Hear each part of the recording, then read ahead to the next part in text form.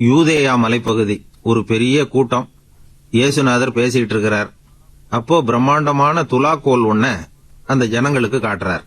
அது மாதிரி ஒரு தராச அந்த மக்கள் முன்ன பின்ன பார்த்ததே இல்ல. அவ்வளவு பெரிய தராசு. இந்த உலகத்துல உள்ள எல்லாத்தையும் அந்த தராசுல வச்சு எடை போடுறார் அவர். அந்த பெரிய தராசு ஆகாயத்திலிருந்து தொங்க விட்டது மாதிரி இருக்குது. அந்த தராசுல ஒரு பக்கத்து தட்டுல அந்த யூதேயா மலைப்பகுதியில கண்ணுக்கு தெரிஞ்ச அத்தனை பொருள்களையும் எடுத்து வைக்கிறார். மலைச்சாரல்ல வளர்ந்திருக்கிற ஆலிவ் மரங்களை எல்லாம் எடுத்து அதுல வைக்கிறார். மலையடி வாரத்துல மேய்ஞ்சுகிட்டு இருந்த ஆட்டு மந்தைகளை எல்லாம் அதுல தூக்கி வைக்கிறார். அது வரைக்கும் தோண்டி எடுக்கப்பட்ட தங்கத்தை எல்லாம் அங்க வைக்கிறார். உலகத்துல உள்ள விலை உயர்ந்த பொருள்களை எல்லாம் வைக்கிறார். இவ்வளவும் இடது பக்க தட்டிலேயே வைக்கிறார்.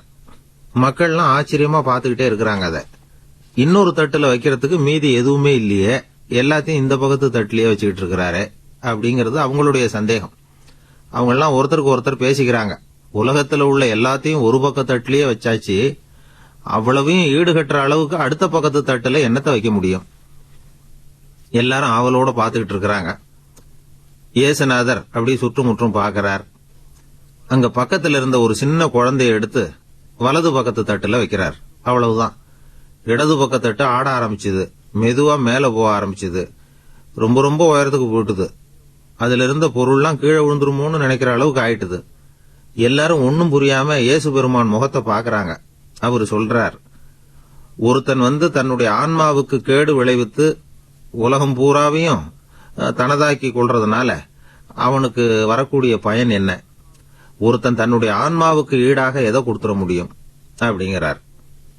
இந்த சம்பவத்திலிருந்து நாம புரிஞ்சுக்க வேண்டியது என்னன்னா, இந்த உலகத்துல இருக்கிற எல்லாத்தையும் விட அதிக விலையுடையது எதுன்னு கேட்டா அது மனிதனின் ஆன்மாதான் அப்படிங்கறத இந்த சம்பவம் மூலமா அவர் ஜனங்களுக்கு எடுத்து காட்டுறார். இன்னைக்கு நாம படுற கவலைகளுக்கெல்லாம் என்ன காரணம்னு நினைக்கிறீங்க? மனிதனுடைய மதிப்பு மனுஷனுக்கு இன்னும் தெரியல. அதை இன்னும் அவன் சரியா புரிஞ்சுக்கல. அதுதான் காரணம். இப்பெல்லாம் உலகத்துல அங்க இங்க நடக்கிற சம்பவங்களை பார்த்தா மனித உயிர் ரொம்ப மலிவா போயிட்டுதே அப்படிங்கிற நினைப்பு தான் வருது.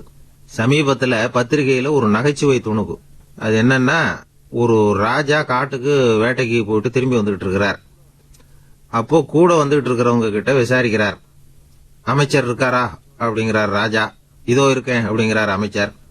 சரி, சேவகர் இருக்காரா அப்படிங்கிறார். இதோ இருக்கேங்கிறார் இன்னொரு பக்கத்துல இருந்து அவரு. தளபதி இருக்கிறாரான்னு கேட்கிறார். இதோ இங்க இருக்கிறேங்கிறார் அவரு. அப்பாடா, அப்படின்னா நான் சுட்டது கரடியதான் அப்படிங்கிறார் ராஜா. மனிதன் உயிர் மேல மன்னருக்கு எவ்வளவு அக்கறை பாத்தீங்களா?